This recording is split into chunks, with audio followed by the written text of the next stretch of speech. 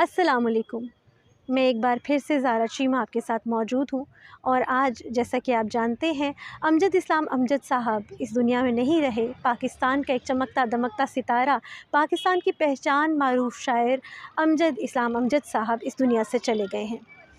हम आज उनकी ज़िंदगी पर थोड़ी सी नज़र डालेंगे और उन्हीं के कहे हुए कुछ बातें जो है वो आपके साथ शेयर करें। उनका कहना था कि वो दस्तकारों के घर में पैदा हुए थे और वहाँ पर अदब तो बहुत दूर की बात, तालीम हासिल करना भी बहुत बड़ी बात थी।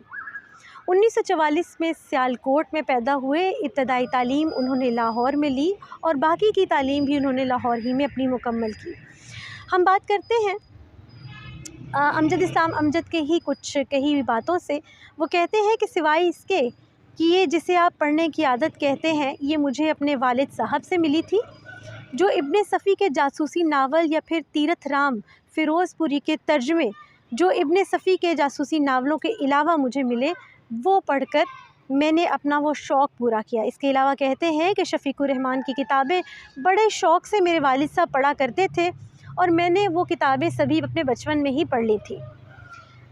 वो कहते थे कि वसाइल की कमी की वजह से घर से कोई मज़ीद मदद तो मुझे नहीं मिली, लेकिन मेरे जो असातिज़ा थे उन्होंने मेरी बहुत मदद की। कहते हैं कि अदबी ज़ौक़ को निखारने में बुनियादी किरदार मेरे असातिज़ा ने अंजाम दिया। शायद मेरे असातिज़ा ने महसूस किया था कि मेरे लिखने और बोलने में कोई ऐसी ख़ास बात है जो मुझे बाकी तालिबे इल्मों से मुमताज़ करती है।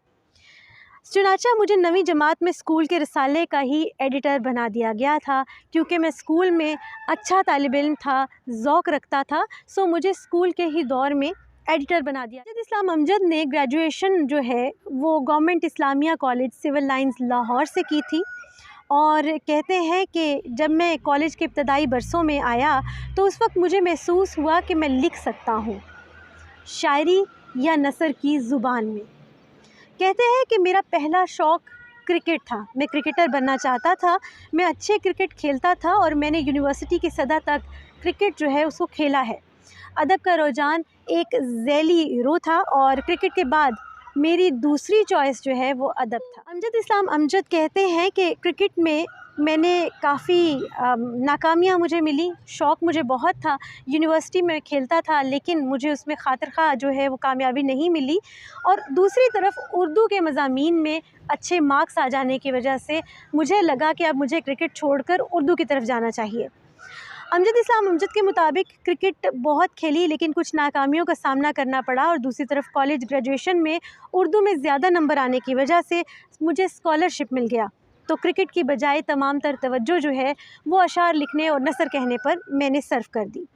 कहते हैं कि हमारा एक पुराना मोहल्लेदार जिनका नाम आका बेदार बख्त था, जो बचपन से मेरी बहुत हौसला अफजाई करते थे और कहा करते थे कि तुम लिखा करो और पढ़ा करो, तो मैंने जब इब्तिदा में अशार लिखना शुरू किए तो मैं वो अशार जो है वो उनको सुनाया करता था और वो मुझे बहुत ज़्यादा उस पर अप्रिशिएट करते थे, हौसला अफजाई करते थे।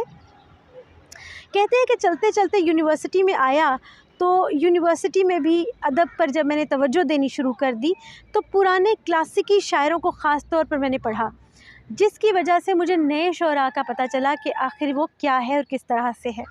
कहते हैं कि मेरी पहली जो तरबियत मेरी हुई, वो जो मैंने सीखा वो मैंने क्लासिकी शोरा को पढ़कर। मीर तकी मीर का हवाला देते हुए, एक शेर का हवाला देते हुए लिखा है कि जो चीज़ बादशाह कार्ल मार्क्स ने लिखी वो बहुत पहले, उनकी पैदाइश से भी कई दौर पहले मीर तकी मीर ने अपने शेरों में कहते हैं कि अमीरज़ादों से दिल्ली के मत मिलाकर मीर, अमीरज़ादों से दिल्ली के मत मिलाकर मीर, के हम गरीब हुए हैं उन्हीं की बदौलत। पंजाब यूनिवर्सिटी से उर्दू में मास्टर्स करने के बाद उन्होंने एक उस्ताद की हैसियत से दरसो तदरीस का जो सिलसिला है उसको आगे बढ़ाया और फिर 1975 से लेकर 1979 तक उन्होंने MA कॉलेज लाहौर में पढ़ाया। पाकिस्तान टेलीविज़न से बतौर डायरेक्टर वाबस्ता रहे और उर्दू साइंस बोर्ड और चिल्ड्रन लाइब्रेरी कम्प्लेक्स समेत मुतअद्दिद सरकारी इदारों में सरकर्दा ओहदों पर जिम्मेदारियां निभाते रहे। रेडियो पाकिस्तान से बतौर ड्रामा निगार चंद साल वाबस्ता रहने के बाद अमजद इस्लाम अमजद ने PTV यानी पाकिस्तान टेलीविज़न के लिए कई सीरियल्स लिखे, जिनमें वारिस के साथ साथ दहलीज़, समंदर, रात, वक्त और अपने लोग भी शामिल है। लेकिन वो कहते हैं कि उन्हें सही मानों में अगर शोहरत मिली तो 1979 में दिखाए जाने वाला सीरियल था जिसका नाम था वारिस। क्योंकि जहाँ शायरी की रसाई महज एक महदूद तबके तक ही हुआ करती थी, वहाँ उस ज़माने में भी जब मुल्क में पीटीवी की सूरत में महज एक चैनल हुआ करता था, नाजरीन की तादाद भी 7-8 करोड़ थी। उन्होंने शेर व अदब की कई जहात में काम किया और कई तराजम करने के साथ साथ तनकीदी मज़ामीन भी तहरीर किए। वो चश्मे तमाशा के नाम से बाकायदगी के साथ एक कॉलम भी लिखा करते थे। नज़्म और नसर में उनकी 40 से ज़्यादा किताबें हैं और जो कि ज़ेवर तबा से आरास्ता हो चुकी हैं। और इसके अलावा उनको सितारे इम्तियाज़ जो है उससे नवाजा गया था और साथ ही साथ मुतअद्दिद एजाज़ात भी उनको दिए गए थे। उनकी इन सारी बातों को लेकर इस वीडियो का एख्तिताम जो है वो मैं उनके ही एक बहुत खूबसूरत से शेर के साथ करना चाहूँगी। वैसे तो उन्होंने बहुत सी खूबसूरत जो है नज़में लिखी हैं मोहब्बत पर, मोहब्बत दर्द की सूरत, किसी हमदर्द की सूरत, मोहब्बत अब्र की सूरत।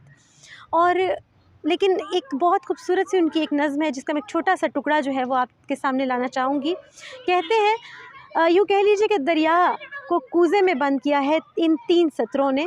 कहते हैं मोहब्बत ऐसा नगमा है, मोहब्बत ऐसा नगमा है ज़रा भी झोल हो लय में, मोहब्बत ऐसा नगमा है ज़रा सा झोल हो लय में तो सुर कायम नहीं रहता। इसी के साथ दीजिएगा इजाज़त, इंशाअल्लाह फिर मिलेंगे। अल्लाह हाफ़िज़।